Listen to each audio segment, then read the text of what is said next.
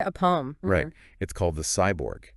And it's amazing how it walks us through how humans have like always tried to heal and better themselves. I mean, I love that idea, right? Like tracing that human impulse through art. Exactly. It's really powerful. Mm. So the Cyborg starts us off way back in the past with, ancient remedies. We're talking Right. herbs and acupuncture. And then it mentions trepanation. Trepanation. Yeah, basically drilling holes in skulls. Wow. That's intense. I know, right? Like, can you imagine going through that for a headache? I mean, I guess it shows just how deep that desire to heal runs, right? Even if their methods were a little rough around the edges. Yeah, I guess you could say that. From what I've read, some theories suggest that they believed it could release evil spirits or relieve pressure on the brain. Fascinating. It really makes you appreciate how far we've come in understanding the brain. Okay, so the poem then fast forwards us to the Renaissance.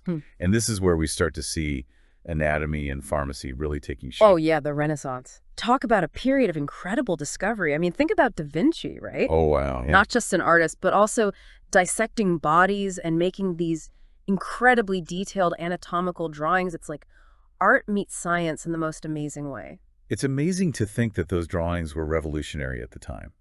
And it wasn't just Da Vinci. The whole Renaissance was about observation and experimentation, which really laid the groundwork for modern medicine. It's like a shift from, just accepting things as they are to actually trying to understand how things work. Totally. And speaking of big shifts, the poem takes us to what might be the biggest turning point in medical history. Germ theory. Germ theory. Now, that was a game changer. I mean, before that, people were skeptical about these, invisible things causing diseases. Yeah. It's kind of mind-blowing, right? Totally. But then you have these pioneers like Pastor Cocklister. They were like the scientific superheroes of their time. Absolutely. And thanks to their work, we have things like hand washing and antiseptic practices, which we totally take for granted now. I know, but they radically transformed surgery and healthcare. And speaking of transforming healthcare, we can't forget another huge advancement around that time. Anesthesia. Oh my gosh. Right. Imagine having to go through surgery without it. I can't even imagine. Okay, so then we get to the 20th century.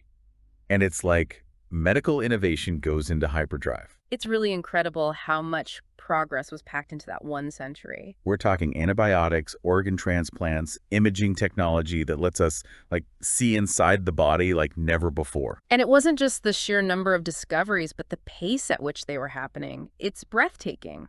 But all this progress also brought a whole set of new questions and ethical challenges. Definitely. The poem even touches on that. Yeah, like take organ transplantation. It's a miracle, but it also forces us to grapple with some really tough questions. About who gets access to these life-saving procedures. Exactly. And as we develop even more advanced technologies, those ethical considerations become even more critical. Which brings us to the poem's vision of the future.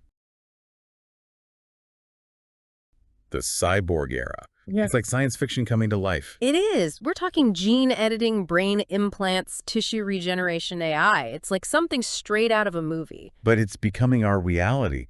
The poem even uses this term, homo electris, to describe this kind of merging of human and machine. It really makes you think about what it means to be human when we have the power to alter our biology so drastically. Right. It's like a whole new frontier with huge potential, but also huge risks.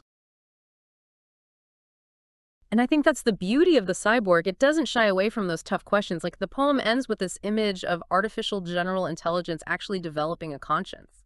Oh, wow. It's a powerful way to end, and it leaves us pondering some really big questions. Like, how do we make sure these advancements serve all of humanity?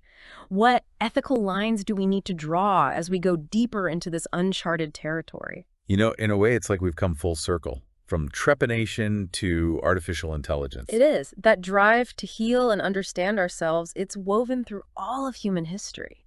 And this poem, The Cyborg, does such an amazing job of capturing that journey. It's a reminder that the future of healthcare isn't just about technology. It's about the choices we make, the values that guide us. Is definitely something for all of us to think about. Absolutely. It's a conversation we need to keep having as we step into this incredible and maybe a little bit unnerving future.